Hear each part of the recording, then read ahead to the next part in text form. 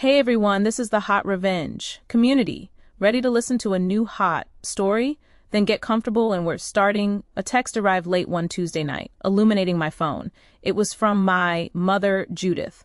I immediately opened the message. The property has been sold. We changed the locks on the repair shop. You are locked out now. I want to see you try to make it on your own. Haha. I reread the short message. The actual words felt like a punch, but the haha line was what really hurt. This was not just a betrayal. This was their celebration. They were running a victory lap.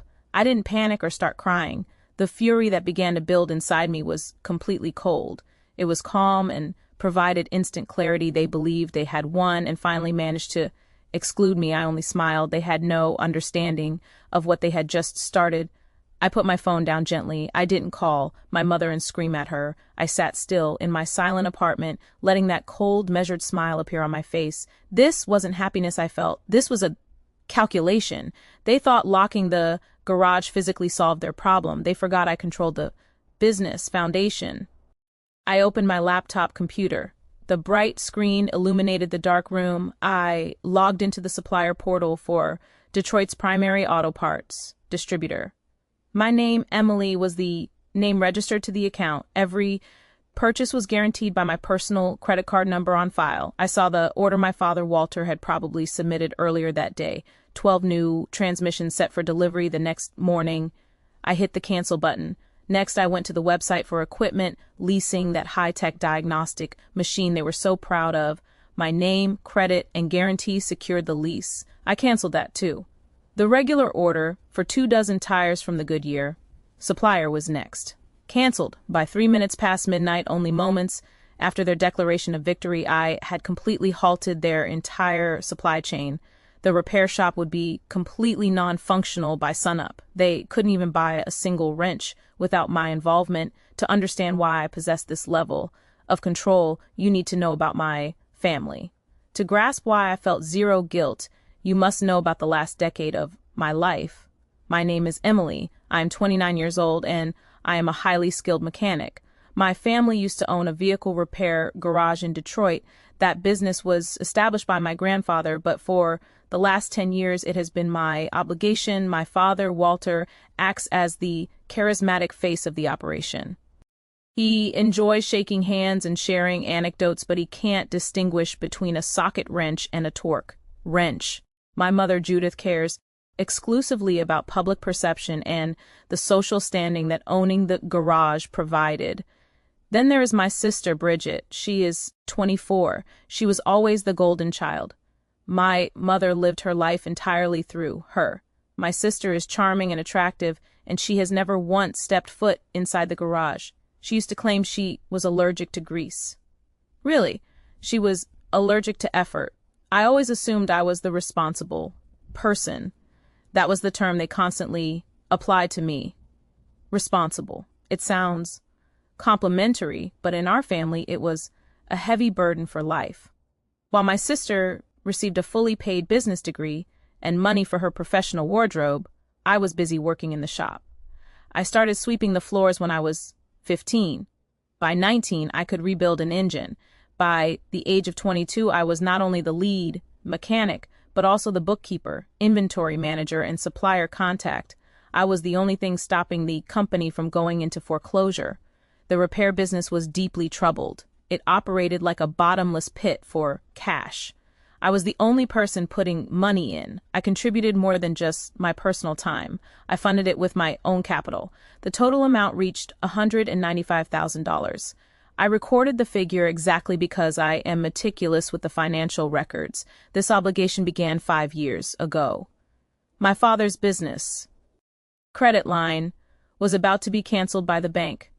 The note was for $15,000. I took out a separate loan myself to pay it off. I used my excellent credit rating for this. Rationalized it as securing the family's future. Later, 3 years ago, we had to replace the hydraulic lifts. Safety inspectors condemned the old ones. My father considered closing the shop. I stopped him. I spent $50,000, which was my entire savings, to purchase 2 new lifts and the necessary modern diagnostic equipment. The facility could not function without them. The most difficult detail, which I hate recalling, was covering $40,000 in payroll over the last 2 years. These were small amounts added constantly, a few thousands here and there. This prevented my father from having to admit his failure to the staff. He avoided the humiliation of bounce checks. People often inquire, why did you keep supporting a losing venture? Why did you fail to simply leave? It seems obvious when you are an outsider. However, once you are immersed in it, you are bound by what I label the survivor's unseen chains. When you grow up where your value equals your utility, you discover a truth. Being responsible is the only method to earn any scrap of positive attention. You cease being a person, you function as a support column. You are terrified of pausing. You fear that if you stop holding things up, the entire structure crashes down. You assume it will be your fault entirely. This is a type of learned helplessness. It lacks physical bars, but it is a prison. You become so accustomed to the dynamic that you can't locate the exit. You maintain the burden, holding on to the hope that your major sacrifice will finally be appreciated. You deeply believe that if your performance is good enough, if you are strong enough, or simply useful enough, they will finally notice you. But acknowledgement never comes. This is because they are trapped in their own habit, the normalization of cruelty. They did not view their actions toward me as cruel. They were merely following the roles that all of us had tacitly agreed upon. My father, Walter, was the leader. My mother, Judith, managed appearances. My sister, Bridget, was the one everyone favored, meant for success, destined for a better existence. I was the dependable one. When they utilized my funds, they did not feel they were stealing. They saw it as their entitlement. It was just the responsible daughter doing her required duty. They accepted that my funding was necessary for my sister's progress. While I depleted my savings for repair equipment, my sister posted travel photos from Europe. My mother proudly boasted that the garage had financed the trip. They were not malicious individuals like fictional villains. They were far more common and truly terrifying. They were people who had justified their selfishness for so long that they no longer realized they were being selfish at all. At 7:00 a.m., my phone began receiving non-stop notifications. First was a frantic voicemail from my father, Walter. He wasn't inquiring. He was shouting, "Emily, what did you do? All our supply orders are canceled. The repair shop is completely frozen. You've created a huge crisis. You must fix this immediately." A few seconds later, a text arrived from my sister Bridget. "You are totally overreacting. Mom was just upset. You know how she can be. You need to call the auto parts dealer back and restore the orders. This is highly inconvenient." For me, of course, she was embarrassed. Then came the grand finale. My mother, Judith, made a public announcement on her social media account. It is truly heartbreaking when children forget who provided for them. We gave them everything we had. Now they are trying to ruin their entire family over some minor disagreement. I reviewed every single communication. I listened to the entire voicemail message. Yet in that torrent of fear and accusations, nobody bothered to ask why. Not one person checked to see if I was okay or admitted they had gone too far. They were not sorry about what they did to me. They were only furious that I had finally shut off their money flow. Their total lack of regret was the ultimate ha-ha. It gave me the final authorization I required. It proved they felt nothing for me. This cleared the way for my next step. I did not respond to any of them. I let their rising panic hang in the air. I prepared myself a cup of coffee. I opened my laptop and placed a different call. Hi, it's Emily. Paige was my former college roommate. We had survived late nights studying and bad university food together. Now she was a partner at one of the top business law firms in Detroit. It's been a while. Is everything all right? She asked. I took a deep breath before responding. Not exactly. I need legal help. I told her the entire story. The decade of free labor, the sister who got everything, the cruel haha text, and then I provided the financial figures. The $105,000 loan, the $50,000 for equipment, the $40,000 for salaries, the full $195,000 total. There was a long, uncomfortable silence on the phone line. When Paige eventually spoke, her voice had turned cold. They didn't just lock you out. What you're describing qualifies as a classic case of unjust enrichment and promissory estoppel. They truly have no idea what they've done. She paused for a moment. I've never been so pleased to be a lawyer. What exactly do you want, Emily? Tell me your exact goal. I want the money they owe me, I stated clearly. Excellent, she responded, because we are going to collect it. Paige was ruthless. She wasted no time whatsoever.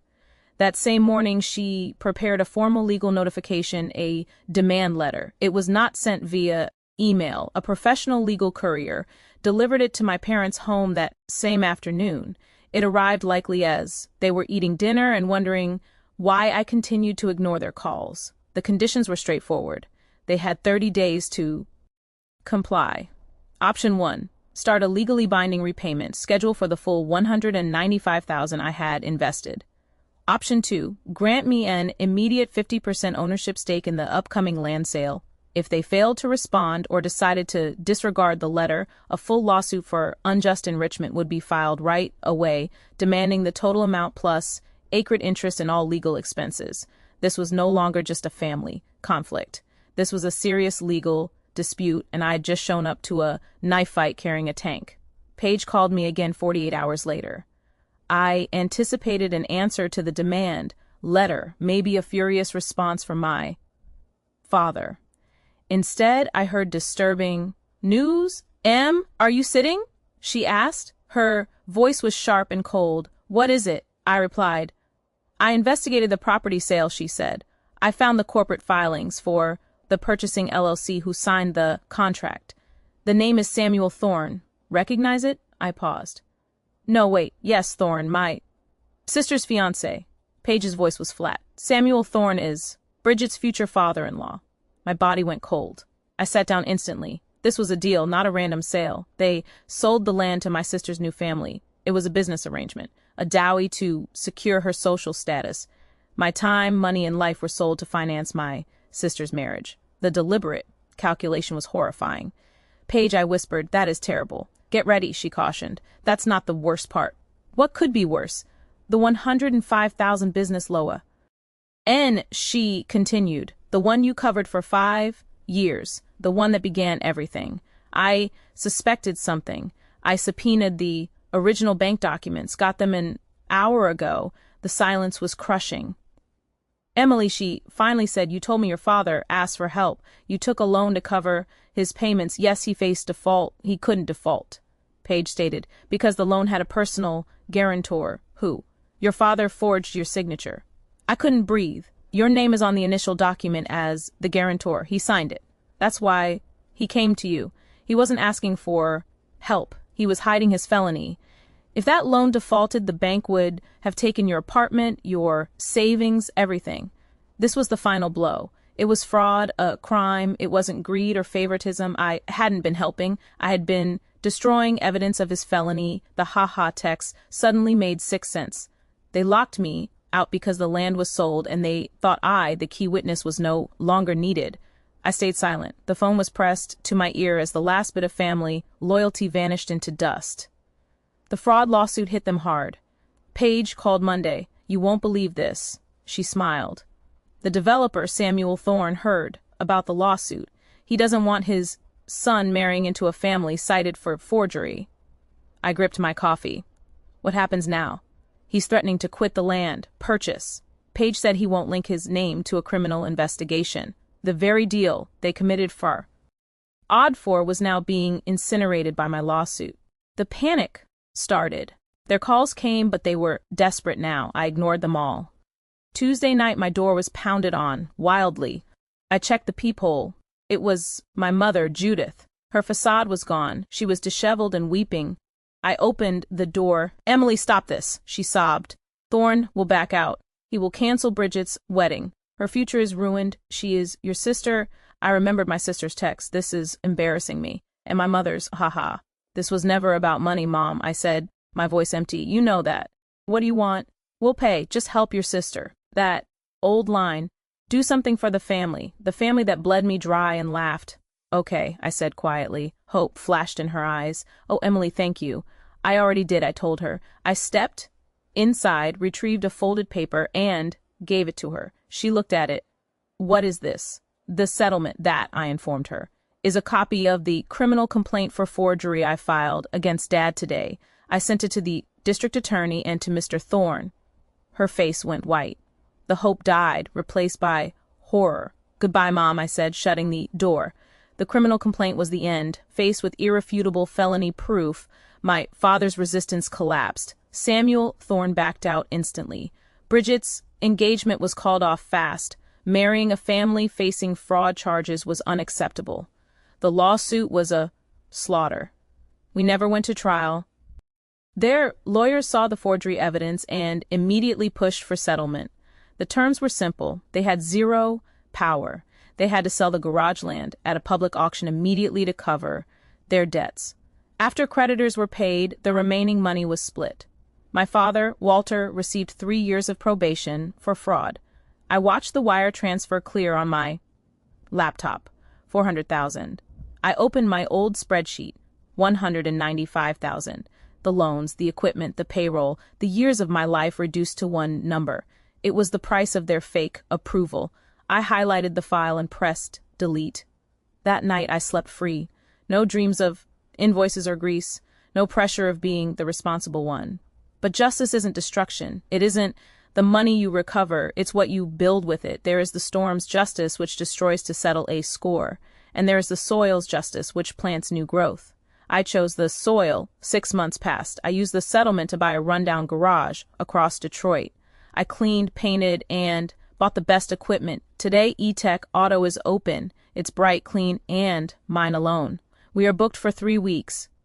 This morning, under a classic Mustang, my new apprentice, a young woman fresh from trade school, looked at me nervously.